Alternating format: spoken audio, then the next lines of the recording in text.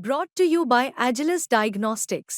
Health test की बात आती है तो मैं भरोसा करता हूँ India's largest diagnostics company Agilus diagnostics. खुद को टेस्ट करते रहो। सरकार उनकी सुरक्षा को लेकर के चिंतित है।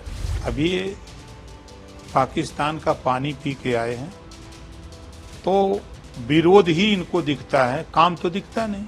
1 नेशन 1 इलेक्शन आ रहा है। अभी यूपी का कार्यकाल 2 साल बढ़ेगा, उसको भी ध्यान में रख लें। बीते दिन यूपी के लखनऊ में जो हुआ वो सबने देखा। पूरे दिन ये खबर चर्चा में रही कि जेपी नारायण की मूर्ति पर अखिलेश यादव श्रद्धांजलि देने गए थे, लेकिन उन्हें रोक दिया गया। इसके बाद अपने समर्थकों के बीच ही अखिलेश यादव ने माल्यार्पण और श्रद्धांजलि का कार्यक्रम किया। हालांकि अब इस पूरे प्रकरण के बाद देश भर में इस मुद्दे पर सियासत तेज रही, बयानबाजी भी होती रही। ऐसे में सुभासपा प्रमुख ओम प्रकाश राजभर भी कहां पीछे रहने वाले थे।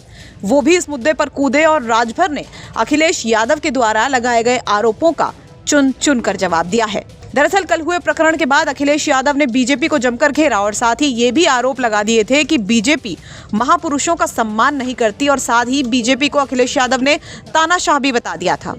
अब इस पूरे प्रकरण को लेकर सुहेलदेव भारतीय समाज पार्टी के प्रमुख और यूपी में कैबिनेट मंत्री ओम प्रकाश राजभर ने पलटवार किया है। राजभर ने कहा है कि सरकार ने उन्हीं की सुरक्षा के लिहाज से उन्हें JPNIC जाने से रोका था। साथ ही उन्होंने अखिलेश यादव के कार्यकाल पर भी अब सवाल उठा दिए हैं।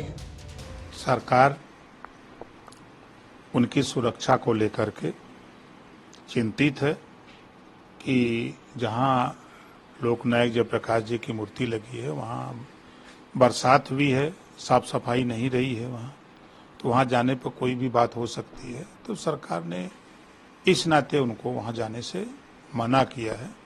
और जहां तक वो महापुरुषों की बात करते हैं कि भारतीय जनता पार्टी NDA सरकार महापुरुषों का सम्मान नहीं करती, तो NDA सरकार 4 बार सपा की सरकार थी।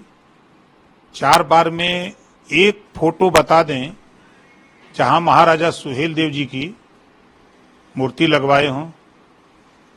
एक फोटो बता दें अपने कार्यकाल में कि कहीं संत रविदास जी की फोटो लगवाए हों। और NDA गठबंधन सरदार वल्लभ भाई पटेल की मूर्ति लगी, महाराजा सुहेलदेव जी की लगी, बाबा साहब डॉक्टर अम्बेडकर की लगी, छत्रपति साहू जी महाराज की लगी, तमाम महापुरुषों की मूर्तियां लगी। उनका सम्मान इज्जत है। अभी ये पाकिस्तान का पानी पी के आए हैं तो विरोध ही इनको दिखता है, काम तो दिखता नहीं कि काम क्या हो रहा है। तो उनकी बात में कोई दम नहीं है।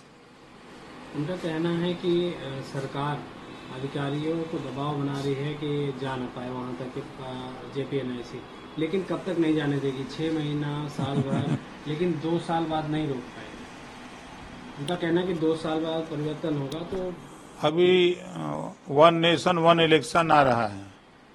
अभी यूपी का कार्यकाल 2 साल बढ़ेगा, उसको भी ध्यान में रख लें। 2 साल नहीं 4 साल